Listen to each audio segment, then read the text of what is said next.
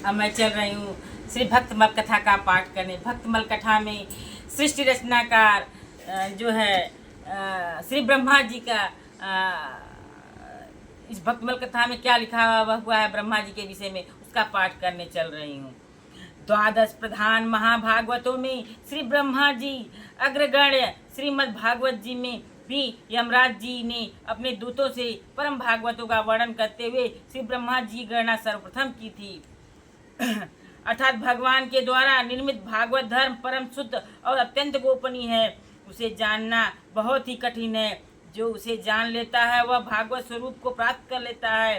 दूतों, भागवत धर्म का रहस्य हम 12 व्यक्ति ही जानते हैं। ब्रह्मा जी, देवर्षि नारद जी, भगवान शंकर, सनत कुमार, कपिल, स्वयंभू मनु, प्रहलाद जी, जनक जी, भीष्म पितामह जी, बलि जी, सुखदेव जी और मैं धर्मराज। 12 लोग ही भागवत धर्म का विश्लेषण करते हैं और जानते हैं। जय जय श्रीमन नारायण नारायण हरि। सृष्टि के पूर्व संपूर्ण विश्व प्रलय याड़वन के जल में डूबा हुआ था। उस समय एकमात्र श्री मन नारायण श्री हरि विष्णुदेव शेष साया पर पहुंचे थे। सृष्टि काल आने पर भगवान नारायण की नाभि से एक परम प्रकाशमय कमल प्रकट हुआ और उसी कमल से साक्षात वेद मूर्ति श्री ब्रह्मा जी प्रकट हुए। उस कमल की कड़िका में बैठे हुए ब्रह्मा जी को जब कोई लोक दिखाई नहीं दिया, तब वे आंखें फाड़कर आकाश में चारों ओर और गर्दन घुमाकर देखने लगे।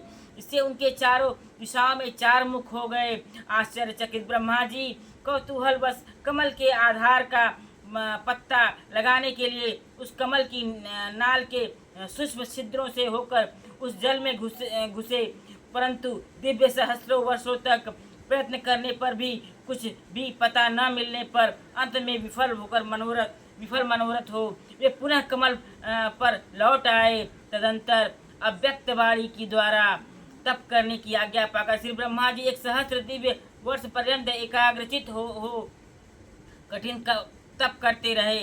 उनकी तपस्या से प्रसन्न होकर भगवान उन्हें अपने लोक का एवं अपना दर्शन कराया। सफल मनोरथ श्री ब्रह्मा जी ने भगवान की स्तुति की। भगवान ने उन्हें भागवत तत्व का 4 श्लोकों में उपदेश दिया, जिसे चतुः श्लोकी भागवत कहते हैं। उपदेश देकर भगवान ने कहा, ब्रह्मा जी, आप अविचल समाधि के द्वारा मेरे इस सिद्धांत में पूर्ण निष्ठा कर लो। इससे तुम्हें कल्प कल्प में विविध प्रकार की सृष्टि रचना करते रहने पर भी कभी मोह नहीं होगा। फिर भगवान ने अपने संकल्प से ही ब्रह्मा जी के हृदय में संपूर्ण वेद ज्ञान का प्रकाश कर दिया। यथा तेने ब्रह्मा हृदया आदिक्यवे हे मुहांति यत् स्वयं। भगवान ने अपने संकल्प से ही ब्रह्मा जी को उस वेद ज्ञान का दान किया, जिसके संबंध में बड़े बड़े विद्वान लोग भी मोहित हो जाते हैं। कालांतर में श्री नारद जी की सेवा से संतुष्ट होकर ब्रह्मा जी ने उनको चतुश्लोकी भागवत का तत्व का उपदेश किया और श्री देवर्षि नारद जी ने वह तत्व ज्ञान भगवान वेद व्यास जी को सुनाया और श्री वेद व्यास जी ने 4 श्लोकों से ही 18,000 श्लोकों के रूप में श्रीमद् भागवत महापुराण की रचना कर उसे श्री सुखदेव जी को पढ़ाया। इस प्रकार श्रीमद् भागवत लोक में विस्तार हुआ।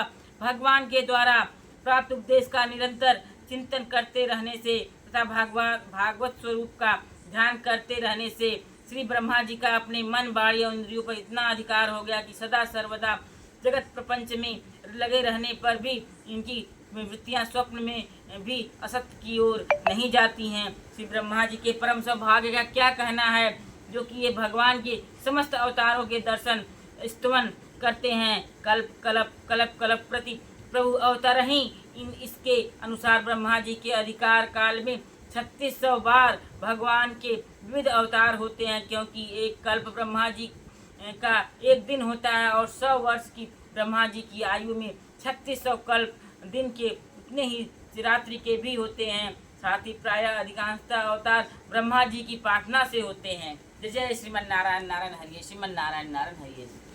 ब्रह्मा जी की उत्पत्ति भी श्री हरि विष्णु के नाभि से निकले हुए कमल के रूप में हुआ था। कमल के ऊपर बैठे हुए ब्रह्मा जी की उत्पत्ति हुई थी श्री हरि विष्णु के नाभि से।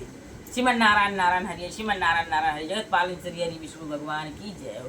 सृष्टि रचना का श्री ब्रह्मा जी की जय हो। श्रीमन नारायण नारायण हरिये, श्रीमन नारायण नारायण हरिये।